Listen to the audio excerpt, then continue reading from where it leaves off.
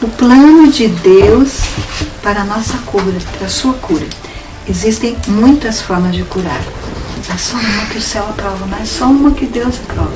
Só uma que nós poderemos estar em segurança para não termos nada com nenhuma forma, nenhuma ligação com o príncipe das trevas, que gosta muito de rivalizar com os milagres e as estratégias do Senhor Jesus.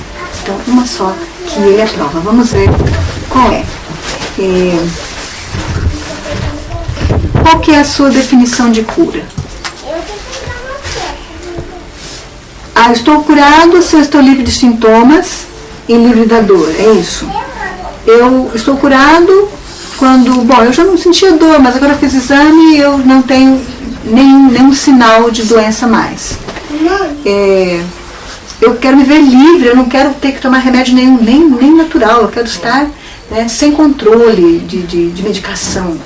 É complicado a gente ter, às vezes, muitas dragas para tomar, mesmo que seja de plantas. É um controle na sua vida, você tem que lembrar aquilo, horário, e às vezes é incompatível com alguma coisa que você comeu, ou alguma medicação mesmo natural exige que você beba mais água, de magnésio. Então seria legal, seria mais tranquilo se a gente não precisasse ter essa dependência, né? Mas às vezes a gente precisa. Então a tua definição de cura é não ter que tomar nada, não ter que se preocupar nem com horário, nem com ingerir nada, né? Nem fazer nenhum tratamento. E de onde vem essa cura que eu tanto quero, que você tanto quer? Tal pessoa em tal lugar tem um protocolo, tem um tratamento excelente, imperdível. A gente precisa conhecer porque é bom para tantas enfermidades. A gente faz aquele tratamento lá, olha, a gente fica bom não só daquilo que a gente queria se curar, quanto de uma porção de outras situações, né? Então, será que vem dos tratamentos? A comida, o seu alimento seja o teu remédio seja o teu alimento. Então tá certo. Então, se eu trocar toda a minha alimentação, eu vou ficar curada. A comida vai me curar, completa e definitivamente. O que eu como vai me curar. Ou então, não precisa nada disso, é só orar, é só ter fé. Nós somos cristãos, somos guardadores do sábado, nós honramos a lei do Senhor, Ele tem uma estreita ligação conosco por isso, Ele nos dá bênçãos especiais por isso. Então a gente só orando, né, e pedindo a Deus forças e tal, para continuar assim, não precisa mais nada. Essa história de tratamento, de mudar comida, tem gente que pensa assim, né? E não depende do terapeuta. Tem um terapeuta, ou tem um médico, ou tem uma pessoa que aquele lá, ele tem experiência, onde ele põe a mão, onde ele põe a fala, onde ele interage, a pessoa realmente, olha, você precisa de ver, é excelente e tal. Só que ele é caro, hein? Não, ele não cobra nada, ele pede lá uma ajuda de custo, ele é bem simplesinho e tal. Os curandores fazem isso, né? A pessoa leva um presente e tal, né? Então será que é a mão do terapeuta? Ou será que é o médico? Não deixa essa história de terapeuta para lá. Você precisa de médico, você precisa ter segurança, você precisa tomar remédio certo, você precisa de cirurgia, tem que ter um bom hospital, né? Um bom médico, um bom hospital. Mas ele não tem dinheiro. Vende o carro, vende a casa. O que é melhor? O que é mais importante? A tua saúde ou as coisas que você tem? Você está doente, você precisa. Então eu vou atrás de um médico, não importa o preço, né? Às vezes, nós precisamos sim de um hospital de pronto-socorro, de um médico. Então, a medicina medicamentosa ou alopática, que usa drogas, a cirurgia, ela é muito importante para nós. Um acidente, tirou um membro do lugar, teve uma fratura exposta, precisa suturar porque a ferida foi enorme. Então, se você tem condições de estar num posto de saúde confiável, é para isso que serve a medicina alopática, para uma emergência. Para problemas crônicos, não. Todos aqui acho que já tiveram muitas experiências com medicação, com doenças crônicas e agudas. Então, eu estou falando para pessoas que sabem, que conhecem esse assunto. A doença crônica, ela só é alimentada pelo sistema alopático. Então, um profissional alimenta o trabalho do outro, né? A indústria química precisa ser mantida, o trabalho dos médicos precisa ser mantido, o Sistema Único de Saúde precisa continuar, precisa mostrar que está funcionando, né? E às vezes, uma coisa engraçada, às vezes você nem precisa ficar lá internado, mas eles te internam, porque daí dependendo de quantos frascos de soro eles usarem, é o tanto que eles vão ganhar, tanto o hospital, pelo SUS, quanto o médico. Então você tem que ficar lá por conveniência deles, né? É um sistema que a gente não pode maldizer, porque nós já precisamos e talvez algum dia precisaremos do sistema secular de cura. E para a emergência que ele foi feito, né? Meu filho teve um acidente de moto, está com 4 anos, ficou 1 ano de cadeira de roda e muletas. Ele fraturou o tornozelo esquerdo, não ficou um ligamento inteiro, não ficou um osso inteiro, e nem rompeu tudo, isso ficou com a pele segurando o pé. No calcanhar dele, o ossinho aqui do calcanhar, no dia do acidente, subiu aqui em cima para a panturrilha, ele viu aquela bola, disse que o sangue estava quente ainda, não tinha entendido o que tinha acontecido, estava lúcido, tirou o capacete, estava de moto, pegou aquele osso e pôs no lugar, que ele percebeu que o calcanhar dele tinha se deslocado, aqui para a região poplite, aqui para baixo do joelho. Foi internado e nós precisamos gastar, porque pelo Sistema Único de Saúde iria demorar alguns dias para poder sair aquela cirurgia, e ele podia ficar manco ou perder o pé. Então aí a gente juntou tudo que a gente tinha, mais um pouco, nunca pagamos plano de saúde. E meu marido falou que realmente não compensa, porque o que ficou caro ali, nós teríamos gasto muito mais se tivéssemos feito um seguro de saúde para ele desde pequeno, sabe?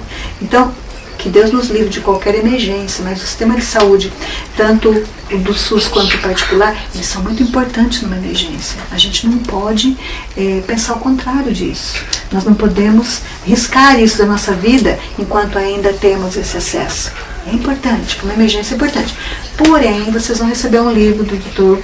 Louis Kuhn, que foi o pai da hidroterapia, um alemão, na verdade, não sei se é suíço ou alemão, mas a gente vai tirar essa dúvida depois.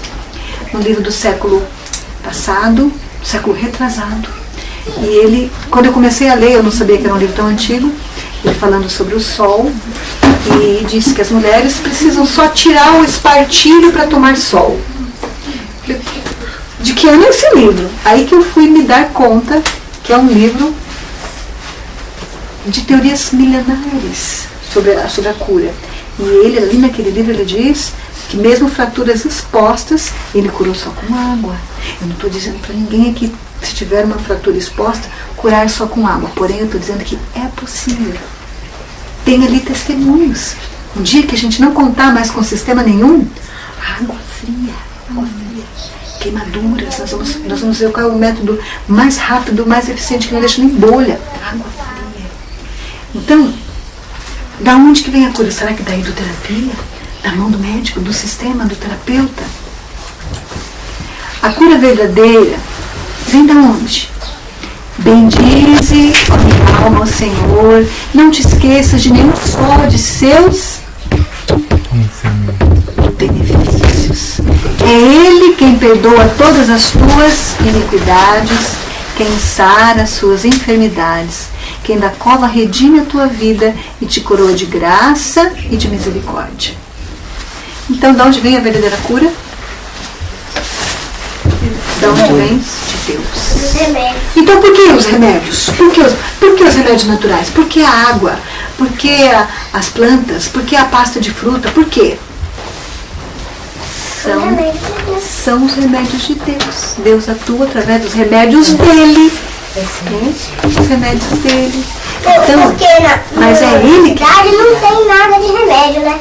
Na cidade só tem remédio que resolve uma coisa e atrapalha outra. Isso mesmo, exatamente, Danielzinho, exatamente. Deus também pode curar com os remédios de farmácia, dar os remédios da cidade, até a gente não conhecer os dele. Depois que a gente conheceu, ele vai cobrar de nós fazer o certo. deu certo. Porque a gente não... Antes não sabia, né? Antes não sabia. Foi certo, tá vendo? ignorância, Deus perdoa. Exatamente, você está perfeitamente certo. A ignorância Deus perdoa. Da boca dos pequeninos e de crianças de peito a gente tira o perfeito louvor. E a sabedoria. Cada vez que você for fazer um tratamento num amigo, num familiar, num paciente, num cliente, terapeuta não tem paciente, tem cliente, uma oração precisa ser feita. No momento que você vai pôr a mão naquela pessoa, a gente ora.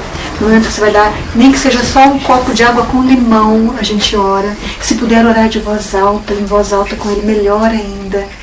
Nos internamentos que fiz com pessoas da nossa família, eu achava fantástico aquilo. Se você aplicasse 10 terapias na pessoa durante o dia, são 10 orações com aquela pessoa. Você sai renovado daquilo, você não tem nem cansaço à noite. É muito bom. Cada procedimento, uma oração. Senhor, esse copo de água com limão em si não tem poder nenhum. Se não for o teu poder e a tua misericórdia. Foi o Senhor que fez a água, o Senhor que fez o limão. E o Senhor que nos orienta a usar. Então é o teu poder.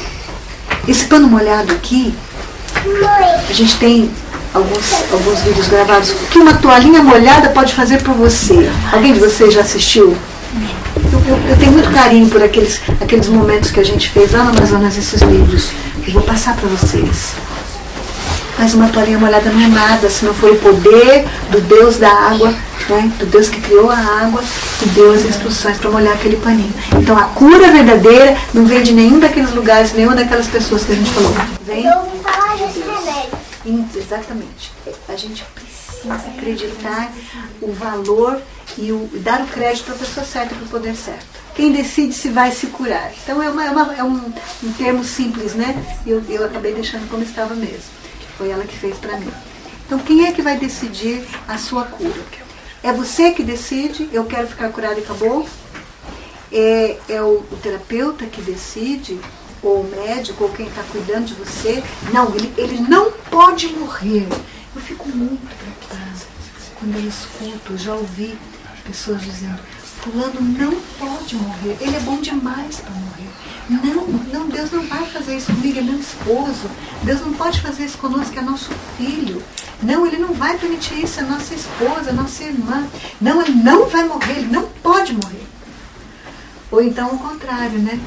Ai, Jesus, eu não quero ver esse problema no meu filho. Eu te suplico, tira a vida dele.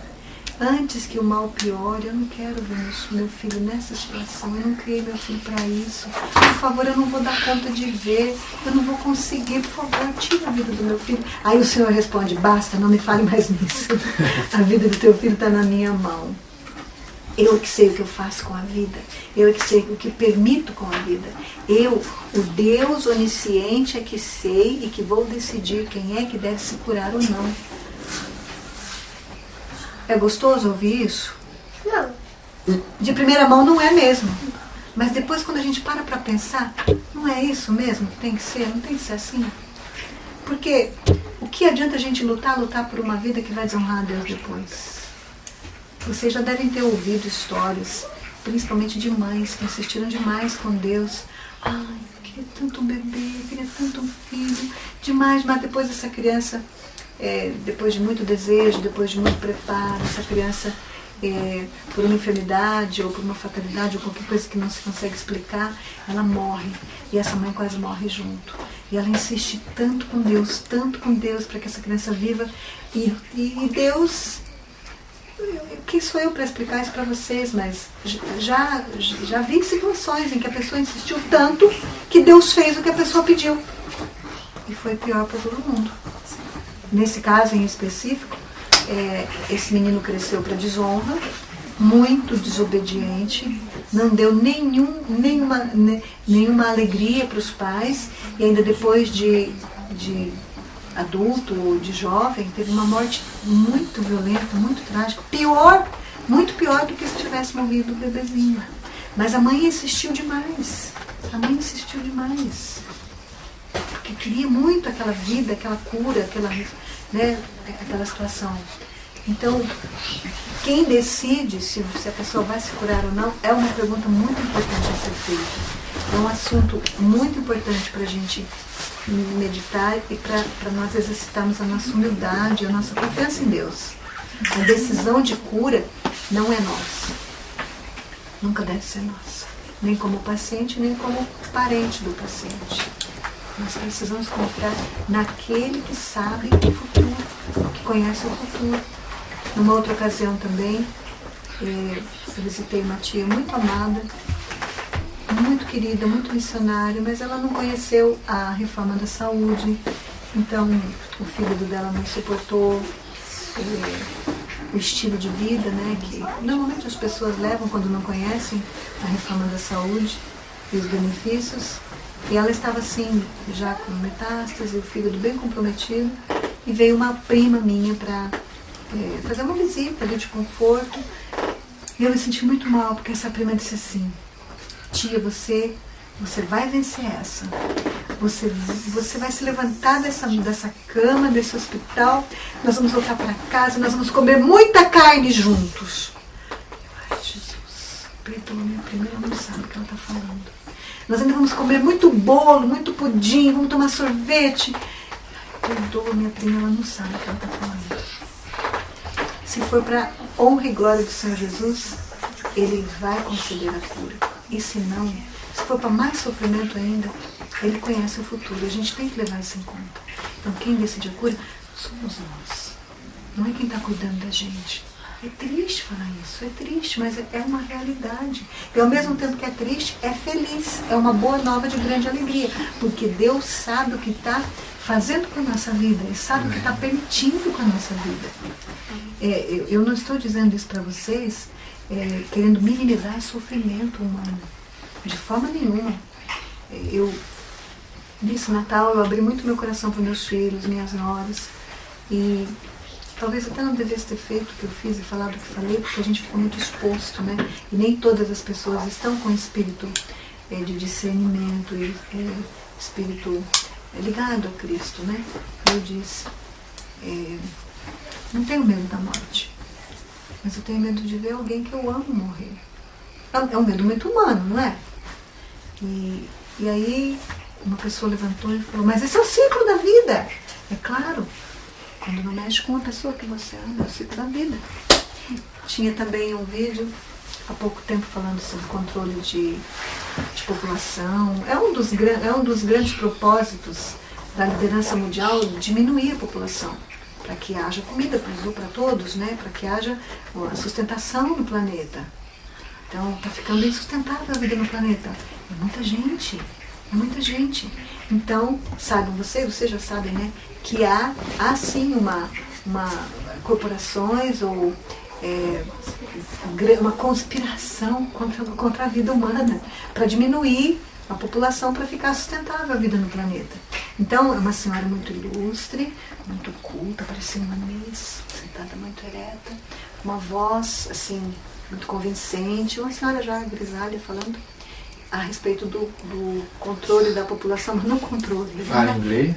Assim, em eliminação de população. Aí eu pensei, ótimo, começa com os filhos dela então. Começa com ela, se ela acha que é tão importante, né? Isso é tão necessário, né? Falando tão bonito. Começa com as pessoas que ela ama. Ninguém quer morte, né? Mas quando se trata de nós confiarmos no Deus da vida, no Deus que conhece o que vai ser depois se essa pessoa se curar, é muito importante nós levarmos essa pergunta em consideração. Quem é que decide se vai se curar ou não? Né? Aqui, alguém gostaria de ler?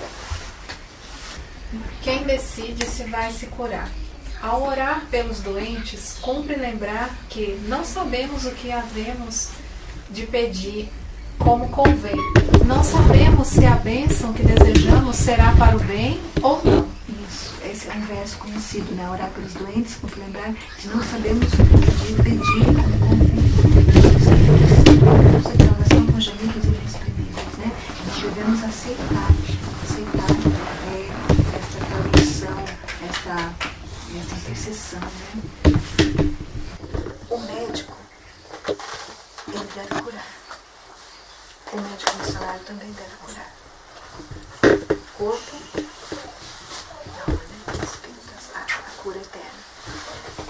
Se ele não puder curar, ele precisa aliviar, ele deve aliviar. Ele precisa aliviar com os métodos, com os recursos curativos e preventivos que Deus aprova. É impossível curar, humanamente falando, e a gente está percebendo que é só o alívio mesmo que a gente vai poder dar agora. Então vamos procurar o alívio. Vamos procurar o alívio. Agora, se não for possível nem a cura, nem o alívio, o médico, o obreiro médico missionário, o médico missionário, o terapeuta cristão deve aprender a confortar. Confortar, o que falar para confortar, como agir para confortar. A minha primeira gravidez, eu achei que ia ser tudo muito fácil, tudo muito simples, eu tinha muita coragem, mas muita ingenuidade. Então, quando chegou mesmo a hora, eu vi que não era tão simples assim. Ainda mais quando você fica 2 dias com o trabalho de parto e nada se resolve. E aquela barriga doía muito, muito mesmo, mas muito mesmo, como eu nunca senti uma dor daquela. Posteriormente eu tive cólica renal, porque eu ainda não sabia beber água, e eu vi que a cólica renal era pior que a cólica de parto, mas até aquele momento eu não sabia que era cólica de parto. Aquela barriga doía muito, e a criança não abaixava, a barriga estava alta e me sufocava a respiração. E a minha cunhada, que é enfermeira, não podia fazer nada, porque não tinha dilatação. Estava um parto antes do momento, eu estava fora da minha casa, não tinha absolutamente nenhum contato com o médico conhecido, não tinha nem roupa de nenê, ela apareceu um mês depois.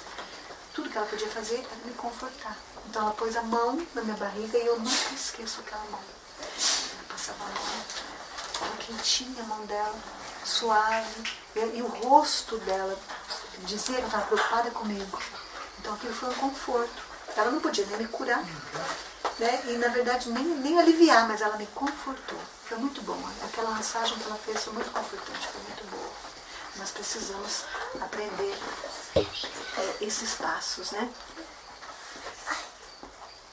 Ainda em quem decide se vai se curar. Deus conhece o fim desde o princípio. Conhece de perto o coração de todos os homens. Lê todo o segredo da alma. Sabe se aqueles por quem se fazem as orações haviam ou não de resistir às provações que lhes sobreviriam, houvessem eles de viver. Então, ele sabe como vai ser a vida da pessoa depois dessa cura, né? Ele somente sabe. Só Deus pode saber isso. Então, nós precisamos confiar nesse Deus. Sabe também se sua vida seria uma bênção ou uma maldição para si mesmos e para o mundo. Esta é uma razão pela qual, ao mesmo tempo que apresentamos nossas petições com fervor, devemos dizer: todavia não se faça a minha vontade, mas a tua. Lucas 22, 42. Então ele sabe se essa vida será uma bênção ou uma maldição para si mesmos e para o mundo. Requisito para receber a cura: se ouvides atento a voz do Senhor teu Deus e fizerdes o que é reto diante dos seus olhos, e deres ouvido aos seus mandamentos e guardares todos os seus estatutos, nenhuma enfermidade virá sobre ti, das que enviei sobre os egípcios, pois eu sou o Senhor que te sara. Êxodo 15, 26. Lá na última frase do nosso banner, eu sou o Senhor que te sara. E ele usa os instrumentos que se colocam nas mãos dele e usa os métodos dele, né, para essa cura. Muitas vezes a gente não quer as doenças dos egípcios, mas a gente quer ser curado por Deus, a gente não quer doença. Mas se a gente se submeter aos magos do Egito, a gente vai ter que ter as doenças dele.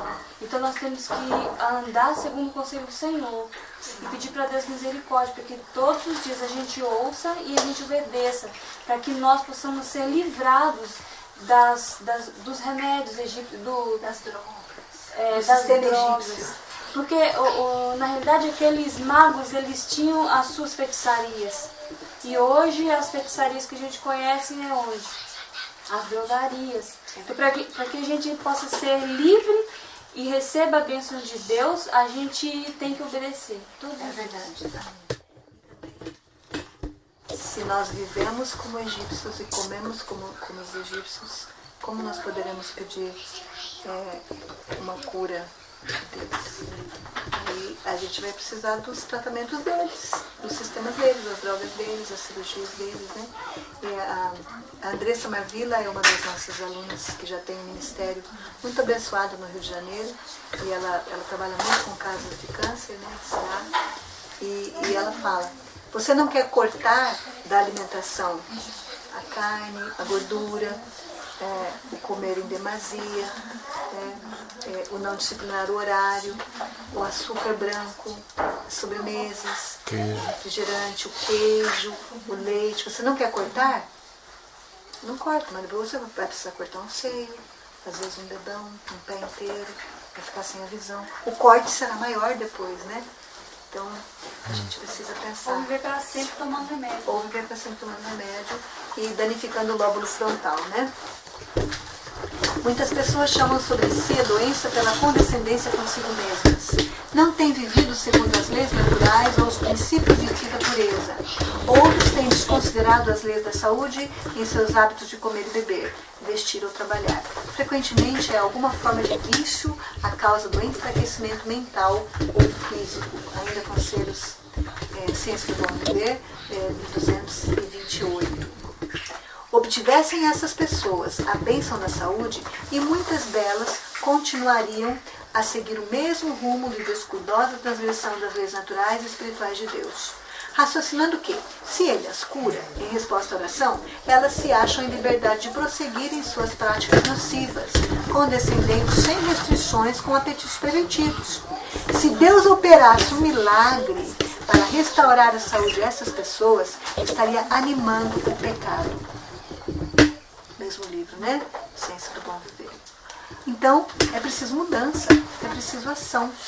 É trabalho perdido ensinar o povo a volver-se para Deus como aquele que cura suas enfermidades, a menos que seja também ensinado a renunciar a hábitos nocivos.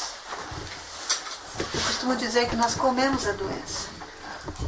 Nós comemos a doença. Agora tem que parar de comer a doença, irmão. Jesus está te curando. Jesus te mostrou caminhos de alívio e de cura, de prevenção. Agora tem que parar de comer a doença. Parar de ingerir aquilo que provoca a doença, parar com aquele hábito, né, que provoca a doença.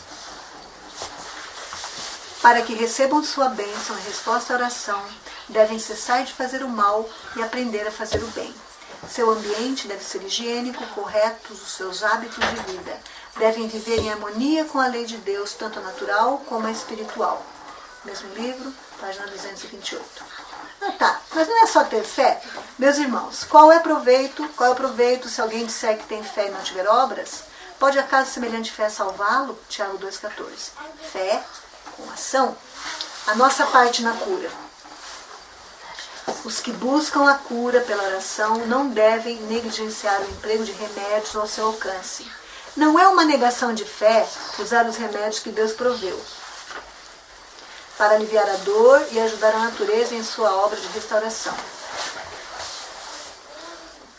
Desculpem, eu vou ler novamente. Os que buscam a cura pela oração não devem negligenciar o emprego de remédios ao seu alcance. Isso mesmo. Não é uma negação, como alguns pensam. A sua fé é insuficiente, não? Porque se você tivesse fé suficiente, não precisaria de remédios.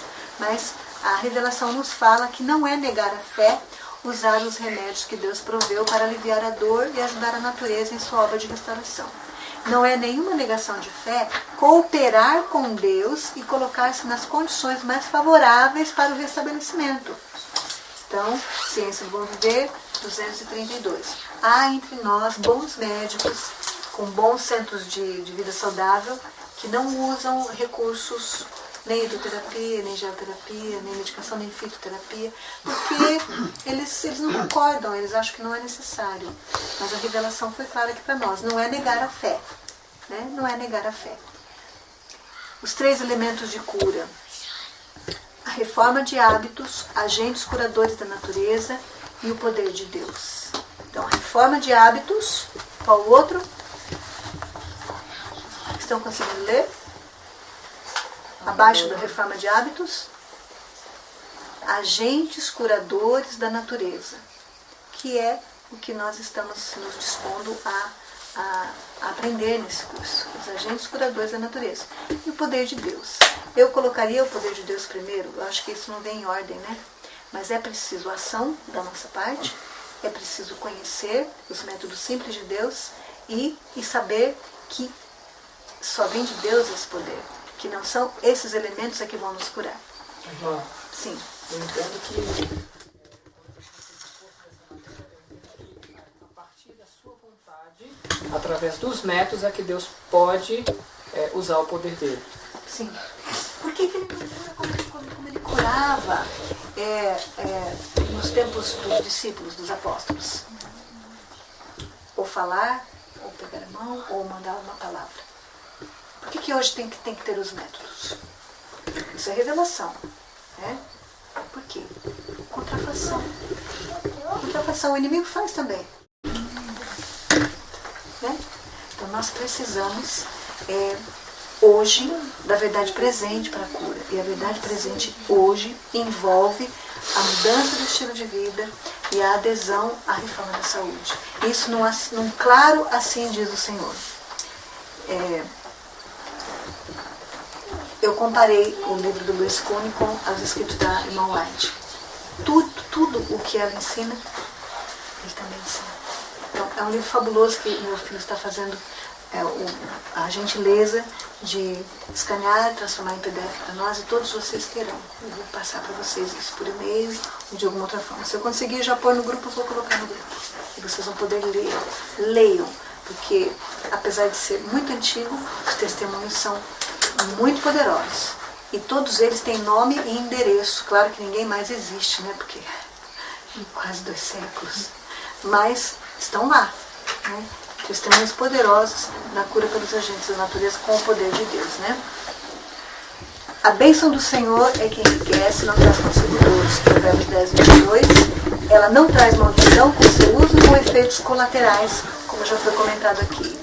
Um exemplo de maldição, a quimioterapia. Outro exemplo, o tal do omeprazol. O omeprazol é uma medicação proibida nos países de primeiro mundo.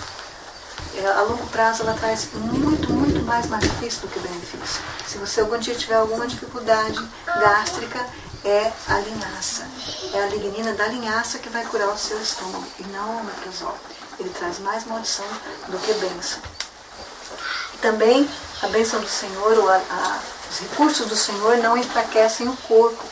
Há muitos modos de praticar a arte de curar, mas só existe um aprovado pelo céu. Os remédios de Deus são os simples agentes da natureza que não sobrecarregarão nem enfraquecerão o organismo mediante suas fortes propriedades. Quais são os remédios? Ar puro, exercício, água pura, a morada limpa e aprazível acham-se ao alcance de todos, com apenas pouca despesa. As drogas, porém, são dispendiosas, tanto no gasto de dinheiro como no efeito produzido no organismo.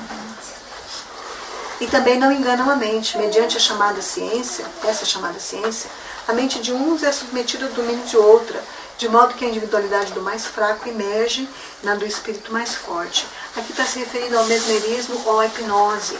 Já existem dentistas que fazem extrações dentárias sem anestesia, mas com hipnose. Então, muito cuidado quando for se submeter a qualquer um desses tratamentos com hipnose. Você precisa estar por dentro de qual é a técnica que ele vai usar, né? E também os remédios de Deus não enganam a mente. Porque tem técnicas aceitáveis de hipnose? Nenhuma. A Moite é bem claro dizer, né? A hipnose ou o mesmerismo é aquela técnica em que você submete a tua mente ao domínio de outra e você nunca mais fica livre. Nunca mais você fica livre. Você não é mais uma pessoa única com Deus, exclusiva e com livre-arbítrio. Você fica à mercê daquela pessoa que te...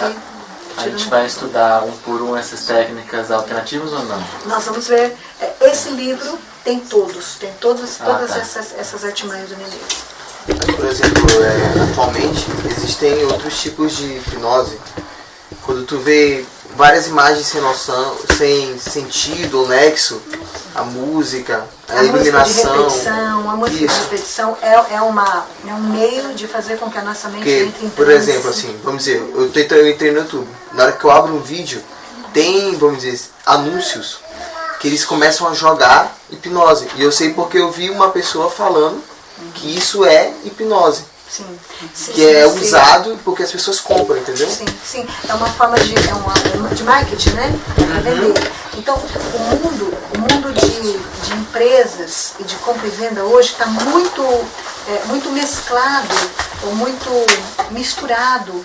As técnicas de venda usam muito esses artifícios para seduzir, né? Para nos bloquear o lóbulo frontal, o nosso poder de escolha, e de repente você comprou sem entender por que estava comprando. A música de um supermercado é usada para isso, as músicas das igrejas são usadas para isso, para anular o seu poder de decisão, o seu poder de escolha. É uma forma de hipnose, mas o mesmerismo ao qual a irmã White se referia, não estou dizendo que isso não é menos importante, não é que é menos importante, é importante também, nós precisamos estar atentos a isso.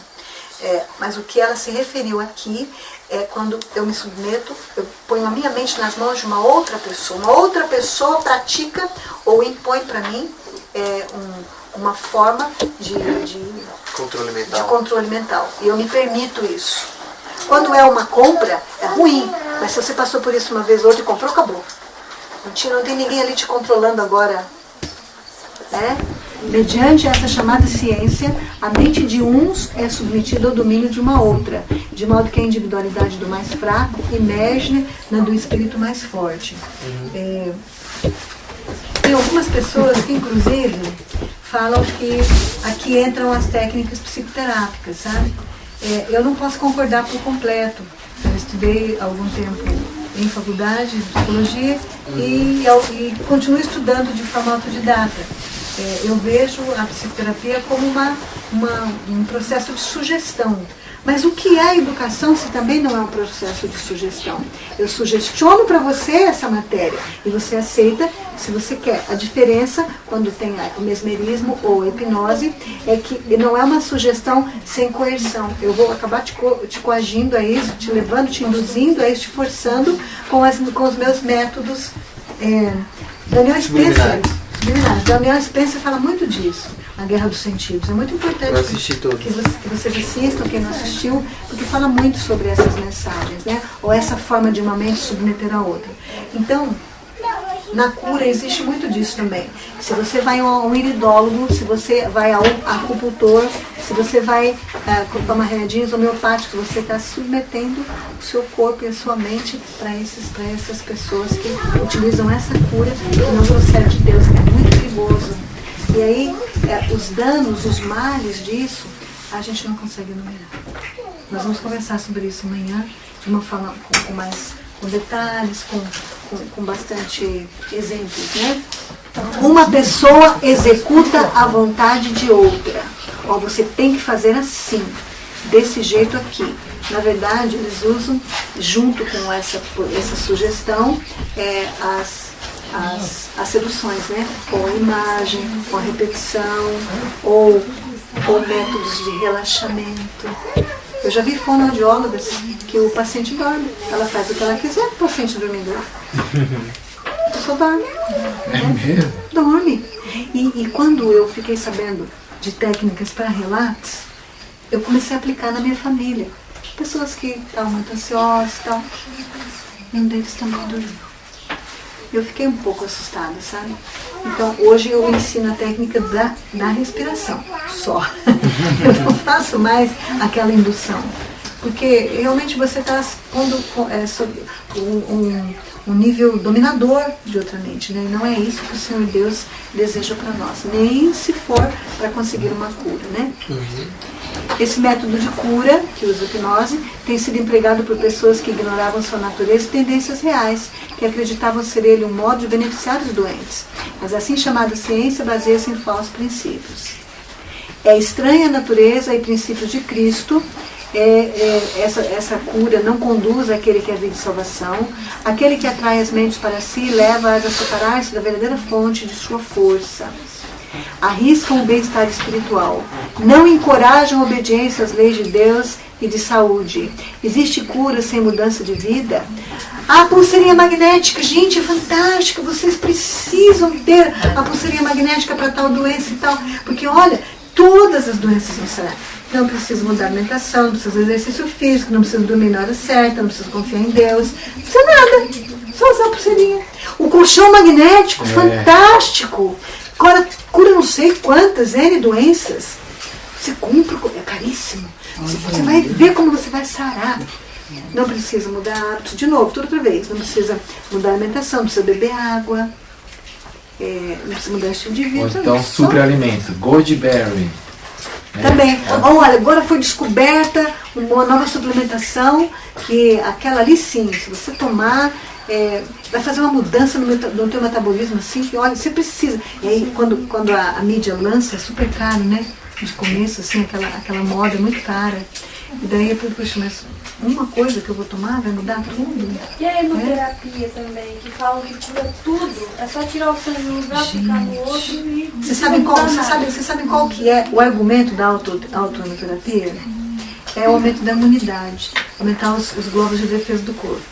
Você sabe o que uma simples sauna caseira é capaz de fazer por nós? De 6 mil glóbulos brancos por milímetro cúbico de sangue, 6 mil para 120 mil. Uma sauna caseirinha que você faz em casa, né? Fácil, simples, com uma chaleira. Né? Uma chaleira. Aumenta a tua imunidade dessa forma. Por que eu vou usar seringa para tirar o meu sangue? Olha todo o risco de contaminação. Seringa para tirar o meu sangue. E depois eu vou injetar o meu sangue em mim de novo para aumentar meu sistema de defesa, meus glóbulos brancos. Se uma sauna, se um banho de banheira vai fazer o mesmo efeito. E o pior é que eu vejo gente fazendo autoimunoterapia repetidamente. E ela não melhora e ela continua fazendo. Hoje nós tivemos aqui a presença de uma pessoa que está com metástase, fazendo autoimunoterapia não sei quanto tempo. Não está fazendo diferença nenhuma. Quer dizer, está fazendo essa diferença pior para a vida dela. Ela continua fazendo. Parece uma hipnose. Não compreendo. Não está fazendo resultado positivo nenhum na vida dele. Ele continua fazendo. Será que é por conta da excentricidade? Da agulha entrando, tirando, ou prazer mórbido, né? Estranho. É uma impressão nesse método que a pessoa é como se ela fosse autossuficiente para se curar, né? Exato, você tocou no ponto. Eu não preciso de nada nem de ninguém. A cura, de onde vem a cura? De mim mesmo. Fica claro, né? Quando a gente chega nessas conclusões que Deus está mostrando pra gente. De onde vem a cura? É dele mesmo. Você pode, se acha que pode. Tudo que você pode, você é capaz. Tudo é possível, basta você acreditar em você. Isso é muita filosofia atual, né? É um processo de empreendedorismo, de coach, de impulsionamento da vida financeira. Só depende de você sair do ponto A e do ponto B. Eu não posso falar mal desse sistema, porque eu fui muito ajudada nesse sistema antes de começar a propagar esse curso. Eu tinha medo, estava engessada. Então, uma grande jornalista que trabalha com coach, que trabalha com... Eles têm uma palavra, empoderamento das pessoas para elas poderem sair do ponto A e do ponto B. Ela me ajudou muito com efeito. E eu oro muito por ela até hoje. Só que ao longo do processo, eu fui percebendo que essa mudança de foco, da onde é que vem o poder... A filosofia. A filosofia por trás não tinha nada a ver com meu Deus, com a minha fé. E até quando eles pediam para fazer vídeos falando de onde vem o seu poder para empreender, a sua motivação para empreender, grande empreendedora, né? Eu disse, de onde vem o meu poder, a minha motivação para empreender? Do meu Deus. Do meu Deus, se não fosse meu Deus, eu não faria nada. Sei lá o que eles fazem com esse vídeo, essa parte né? não publicaram. Eu não sei. Eu sei que eu tenho esse vídeo, né? Eu tenho esse vídeo e alguns outros lá. Então eu não posso falar mal. Tem muitas pessoas boas envolvidas nos processos de coaching, ensinar e praticar o coaching. Coaching significa alguém te ajudando a sair do ponto A e ir para o ponto B. A você organizar a tua vida financeira, a tua vida de empresa, né? Eles cobram caríssimo. Amanhã eu vou contar para vocês como é que eu caí numa dessa. Eu não paguei nada, eu ganhei. Esse foi o problema. Vieram para mim dizendo, olha, é um curso de 11 mil reais, mas para vocês da igreja e para você vai ficar em 4.500. E o pior, olha que cilada. O pior, você dá o seu curso de naturopatia e ele te dá o curso de Master Coach. Ai, não. E eu fui. uma semana fazer esse curso. Saí lá da Selva Amazônica, deixei meus alunos e fui para Manaus fazer esse curso. Adventista, equipe adventista, um grupo totalmente adventista com a Bíblia na mão, coach cristão, com a Bíblia aberta, e cada sessão com um verso bíblico de base. Mas na primeira vez brilhou aquela luz vermelha. Falei, onde é que eu vim amarrar o meu burro? E a gente agora está em Manaus, já estamos no hotel junto com esse professor. Mas quando ele percebeu que eu não tinha absolutamente nenhuma afinidade com tudo aquilo, que não dava mesmo para ter. Amanhã, se vocês quiserem tirar dúvidas, tiverem curiosidade para saber como funciona esse sistema, eu conto para vocês o que eles falam. Você assistiu o seminário da MV? Não, mas eu li alguma coisa. Se eu tivesse talvez assistido antes ou lido antes, eu não teria ido. Né?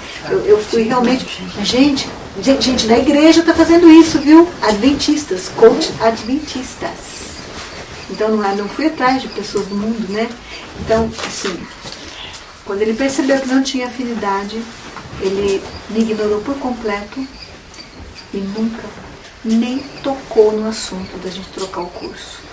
Ele não estava interessado em naturopatia, ele só queria que eu fosse lá e me envolvesse com o curso deles, porque cada aluno que se envolve é dinheiro que atrai para o sistema deles, né? Uma pirâmide atrai para eles.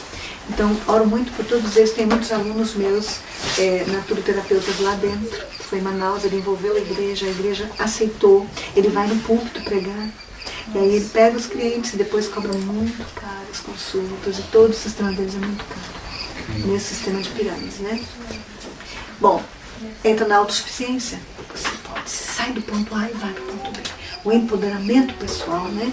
Você merece, você precisa disso. Você tem que sair da mesmice da sua vida. Quem é que decide a cura? É a pergunta que nós tivemos agora há pouco contato, né? A lei da causa para efeito. Nós já lemos Provérbios 26:2. A doença nunca vem sem causa, né? E a essência do bom viver confirma isso. Preocupar-se mais com a causa e não tanto com sintomas. Quando o abuso da saúde é levado tão longe que traz em resultado a enfermidade, o doente pode muitas vezes fazer por si mesmo o que ninguém mais pode fazer. A primeira coisa é verificar o verdadeiro caráter do mal, e então operar inteligentemente para remover a causa. Eu estou muito agradecida a Deus, porque agora eu estou com esperança que nós vamos poder aliviar as dores musculares de pessoas que não têm artrite reumatoide, que não tem osteoporose, que não tem miastenia graves, que é uma doença que ataca a musculatura e as pessoas sentem muita dor, e podem ser as ricécias, aqueles parasitas, aquela verminose. Eu estou esperançosa que a gente tenha esse caminho a seguir. E aí, então, nós podemos ter mais recursos para ajudar mais pessoas que sofrem com dor. E talvez não imediato. O tratamento não é julgado como bem-sucedido ou não pelo resultado imediato. Encoraja a perseverança e obediência. Os tratamentos de Deus encorajam a perseverança e obediência. E às vezes tem até a tal da crise curativa, como a Beth falou, né? A pessoa fica muito ruim, porque é talvez a última crise que ela vai ter, a crise curativa, depois dos tratamentos naturais aos quais ela se submeteu. Mas geralmente as pessoas que sofrem com dor se tornam impacientes, nem estão eles dispostos a esperar o processo lento da natureza de fortalecer as energias sobrecarregadas do organismo. Estão determinadas a obter alívio instantâneo. Não tem paciência, quer que seja logo, né? Quer que seja tudo instantâneo. Como tomar uma droga realmente, que nem sempre funciona, mas é o que ela promete, né? E a verdadeira cura também está em harmonia com as leis naturais, leis físicas. Esse é o nosso carro-chefe, gente. Todo tratamento que não tem, toda terapia que não tem base fisiológica não serve para nós. Tem que ter base fisiológica. Amanhã você vai ver algumas coisas ridículas que norteiam muitas terapias tradicionais usuais, seculares usuais. Ridículas, mas as pessoas não conhecem. E também não querem conhecer. Resolveu, tirou minha dor, tá bom. A cura e o alívio a qualquer preço é outra pergunta que a gente precisa fazer, né? Leis que têm sido estabelecidas e provadas pela ciência, remédios de Deus que não vão contra leis de sua criação, pois Deus não muda, porque eu, Senhor, não mudo. Malaquias 3:6. São agentes simples, os remédios naturais. requerem cuidado e esforço, requer um conhecimento de fisiologia, que é o que nós vamos passar. Né? Um dos nossos módulos é a fisiologia da digestão, no Conselho sobre Regime Alimentar, vocês já podem ir estudando isso aí. É um capítulo pequeno, todos nós deveríamos conhecer um pouco de fisiologia. Nas horas vagas, né? Meia-noite. Fortalecem as funções do corpo, a cura com os agentes adequados, que Deus aprova, levam a Cristo como curador, tratam da pessoa integral, física, mental, emocional e espiritual, e requerem oração, para que a gente não fique com aquela sensação que fomos nós. Obrigada. Eu não me lembro o ano, mas eu me lembro que a dor era muito grande e que eu já conhecia tudo isso. E já tinha, na verdade, a nota da minha vida não estava nem na reforma de saúde e regime alimentar. A nota da minha vida era lidar com uma situação familiar muito complicada, ao mesmo tempo morte na família, prisão da pessoa que a gente amava, drogadição, drogas que para o mundo, para a nossa sociedade, são caminhos que não têm retorno. E a opressão e a chantagem de Satanás era muito grande, todo o corpo doía muito, o estresse era tão grande que não dava nem para dizer que estava-se com fibromialgia. Era uma dor generalizada que só não doía a ponta do nariz se não apertasse. E então, Deus mostrou um dos seus recursos preventivos e curativos naturais, que é a gratidão e o louvor. E eu disse, eu não vou cantar, meu coração não quer cantar. Eu estou revoltada contra Deus. Eu estou irada contra Deus. Estou sofrendo muito para cantar. A gente canta quando está contente. Mentira isso, viu? Sacrifício de louvor, a Bíblia fala. Sacrifício de louvor significa cantar mesmo quando as coisas não estão bem para você. Deus tem uma intencionalidade quando Ele fala isso. Ele sabe o que Ele está falando. Ele sabe que é para nós bem. Então eu resolvi que eu iria experimentar. 4 hinos de manhã e 4 hinos à tarde. Enquanto esperava o burburinho dos jovens entrar no ônibus para voltar para casa, quando eu tinha decidido estudar novamente para tentar pensar em alguma coisa que não fosse a minha dor e o meu infortúnio na família. Então, eu sentava na sarjeta, enquanto eles estavam se acomodando no ônibus para voltar. Seriam 70 quilômetros de viagem, até juntar todos. Eu abria meu inário. Ninguém ia ligar para uma vovó. Naquele tempo ainda não era vovó, mas estava quase. Sentada na sarjeta, cantando. A juventude tem outras coisas para pensar, né? E aí então eu abri meu inário e a primeira estrofe do primeiro hino eu não conseguia cantar, eu só acompanhava com os olhos, com muito ódio, com muita raiva, com muita revolta. Por quê? Por quê? Se eu fiz tudo o que eu podia, tudo está ao meu alcance, por quê? Meu corpo gritava de dor, tudo muito dolorido. Um caco de pessoa. A segunda estrofe eu já conseguia cantar lendo as palavras. E aí o coração já ia amolecendo e as lágrimas começavam a descer. E à medida que a lágrima descia, a musculatura ia cedendo. Cedendo. Na terceira estrofe eu já estava cantando mesmo. E nesse momento que eu estava cantando mesmo, eu senti aqui nas minhas veias. Lembram que eu disse para vocês que uma vez fui internada com problemas renais por na época não sabia tomar água o suficiente. Nós vamos aprender como tomar água o suficiente, adequadamente, para cada caso, com ou sem doença. E nessa vez que fui internada, a dor era insuportável, de morder o banco do carro. E furo o pneu do carro, depois tem que trocar de carro, e quebra também, e 30 quilômetros para chegar no hospital, e depois mais 20. Insuportável. E quando fui chegando na entrada do hospital, eles me injetaram não sei o que. Uma coisinha gelada que foi entrando aqui que eu nunca mais esqueci, foi tirando a dor. E eu tive o som dos anjos depois. Foi muito bom aquilo. Acho que foi a primeira vez na vida que eu tomei droga consciente. De um médico, na mão de um médico. E nesse dia, na terceira estrofe do hino, eu já estava de coração manso, aberto para cantar.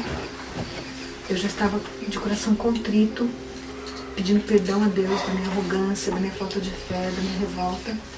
Eu senti a mesma coisa que eu senti aquele dia no hospital. Foi uma injeção de endorfina. E ali eu percebi que o louvor liberta. E quando o Senhor Jesus nos pede um sacrifício de louvor como cura, Ele sabe o que é pedido. Nós precisamos louvar. Alegres ou tristes, na saúde e principalmente na doença. Na serenidade, na tranquilidade e no desespero, na perplexidade também. Os cristãos não têm desespero, eles têm perplexidade e aflições, mas desespero e destruição na vida eles não têm. É assim que Paulo fala, né? Nós podemos ser aflitos, nós podemos ficar desamparados, nos sentimos desanimados, mas nunca desamparados, aflitos, porém nunca desesperados. Nós vamos pegar esse verso e vamos trabalhar com ele amanhã. E eu não estava em desespero, mas eu estava irada com Deus. E a partir do momento que eu comecei a louvar, eu senti exatamente aquela sensação da endorfina entrando e todas as dores sumindo. E eu pude dormir o restante da viagem até chegar em casa. Nunca mais parei de cantar.